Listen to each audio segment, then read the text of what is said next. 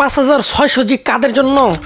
ধরো তুমি মোটামুটি লেভেলের গেমিং বা এডিটিং করতে চাও, সেক্ষেত্রে নর্মাল হলেও জিপিইউ কিনতে হবে তোমার। 5600 জি কিনলে তোমার জিপিইউ কিনা লাগবে না, কারণ 5600 জি এর জি অংশটায় যে গ্রাফিক্স আছে ওইটা তোমার ওই নর্মাল জিপিইউর মতোই।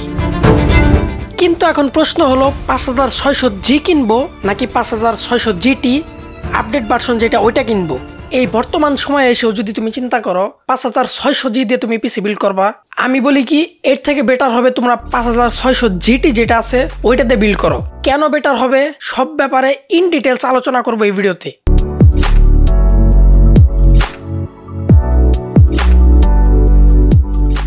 এতে কোনো সন্দেহ নাই যে 5600 জি দিয়ে পিসি বিল্ড বাংলাদেশে অ্যাভেলেবল। এমনকি আমি নিজেও এটা দিয়ে পিসি বিল্ড করছি। বিল্ড করার অন্যতম কারণ হলো এই প্রসেসরে ইনবিল্ড গ্রাফিক্স থাকে। যদি তোমার আলাদা করে হাই লেভেলের কোনো গ্রাফিক্স কার্ড কেনার সামর্থ্য না থাকে, চিন্তা করতেছো লো লেভেলের জিপিইউ লাগাবা, সেই ক্ষেত্রে তুমি জিপিইউ না কিনে এই 5600 জি নিয়ে নাও। 6 থেকে 7000 টাকা সেভ করতে পারবা। 6 কোর 12 থ্রেডের প্রসেসর এইটার ভিতরে যে গ্রাফিক্স আছে এইটার তুলনা যদি করো GT 1030 যেটার প্রাইস 8000-এর মতো, এই জিপিইউ এর কম বা বেশি ক্ষেত্র বিশেষে সেমই পাবা। তাই বললাম এই প্রসেসরের সাথে হাই কোনো জিপিইউ যদি না লাগাও, জিপিইউই লাগানোর প্রয়োজন নাই। প্রসেসরের ইনবিল্ড গ্রাফিক্স দিয়ে মোটামুটি ভালোই চলবে। এটার সাথে এরকম একটা এয়ার কুলার ফ্যান থাকবে, এক্সট্রা টাকা খরচ করে তোমাদের কেনার প্রয়োজন হবে না।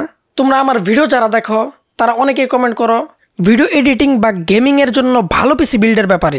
আমি বলি কি গ্রাফিক্স ছাড়া এডিটিং প্লাস গেমিং তেল ছাড়া বাইক চালানোর মতো ব্যাপারটা।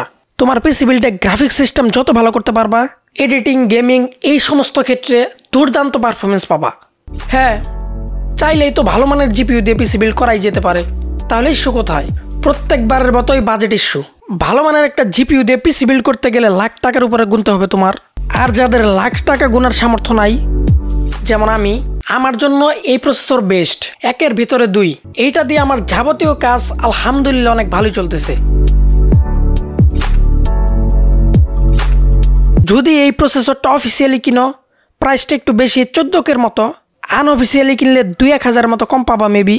চাইলে আরও কিছু টাকা বাড়িয়ে 5700 জিটা নিতে পারো। তবে এখানে কিন্তু আছে খুবই দ্রুত 5600 জি মার্কেট আউট হয়ে যাওয়ার সম্ভাবনা আছে। আর এটা নিউ ভার্সন 5600 জিটি, এটা অলমোস্ট সেম, শুধু বুস্ট ক্লক 2000 মেগাহার্টজ বেশি। যেহেতু এটা নিউ ভার্সন, আমি প্রেফার করব এই সময় এসে 5600 জি এটাতে পিসি বিল্ড না করে তোমরা 5600 জিটি ওইটাতে পিসি বিল্ড করতে পারো। এখানে দুইটা প্রসেসর যদি কম্পেয়ার করি, 6 কোর 12 থ্রেডের প্রসেসরে 5600 জি, অপরদিকে 5600 জি জিটি, এইটাও 6 কোর 12 থ্রেডের প্রসেসর। তোমরা দুইটা প্রসেসরেই 16 MB চেসি দেখতে পারবা। 5600 জির ক্লক স্পিড 3.9 GHz, অপরদিকে 5600 জিটি এটার ক্লক স্পিড 3.6 GHz।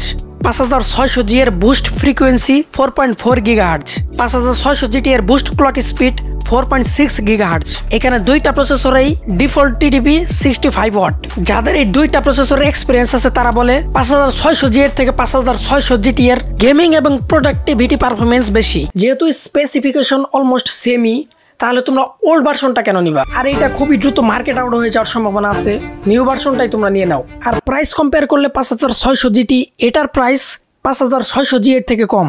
আমি আমার প্রথমের বিল্ডে 3500X এর সাথে এই 1030 গ্রাফিক্স কার্ড দিয়ে বিল্ড করছিলাম। তো পরে এসে প্রসেসর নষ্ট হওয়ার পর নতুন প্রসেসর 5600 জি এটা দিছিলাম। আমি এইটার সাথে 1030 গ্রাফিক্স কার্ডটা ইউজ করতেছি। তাই অনেকেই বলতেছে তুই তো বলত, 5600 জিতে এমনিতে 1030 থেকে ভালো মানের গ্রাফিক্স থাকে, জিপিইউ আবার 1030 কেন নিতে গেছস? বিষয়টা একদমই এমন না। আমার কাছে 1030 গ্রাফিক্স কার্ডটা আগে থেকেই ছিল, পরে আমি গিয়ে 5600 জি এই প্রসেসরটা কিনছি।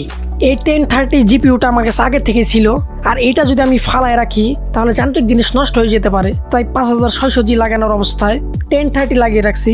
আর এছাড়াও বাই চান্স যদি আমার এই 1030 জিপিইউটা নষ্ট হয়ে যায়, ব্যাকআপ হিসাবে আমার এই প্রসেসরটা থাকবে 5600 জি। এটার ইনবিল্ড গ্রাফিক্সটা আমার ব্যাকআপ হিসেবে থাকবে। এই আর কি, একটা জিনিস কিনছি ফালাই দেওয়া তো আর ঠিক হবে না। যাই হোক, তোমরা এই সময় এসে যদি 5600 জি নেওয়ার চিন্তা করে থাকো, এইটা না নিয়ে তোমরা 5600 জি জিটি এটা নিতে পারো।